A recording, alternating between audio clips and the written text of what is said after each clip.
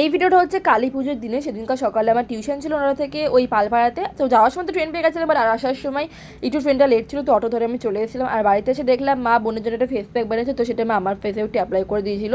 তারপর মিশো থেকে আসলো একটা পার্সেল, আর আমি স্নান করে চলে গেছিলাম পাশি বাড়ি বুনুর সাথে একটুখানি খেলা করতে। অ্যাকচুয়ালি দিদি এসেছিলো বাড়িতে, বোনকে মেহেন্দি পড়াচ্ছিল, তো আমি যখন কী করবো বসে বসে, ওই জন্য আমি পাশি বাড়ি চলে গেছিলাম। আর তারপর আমি বাড়িতে এসে দেখলাম বোনের মেহেন্দি পড়া হয়ে গেছে, তো আমি একটু মেহেন্দি পরে নিলাম। তারপর দুপুরে আমি ঘুমিয়ে পড়েছিলাম।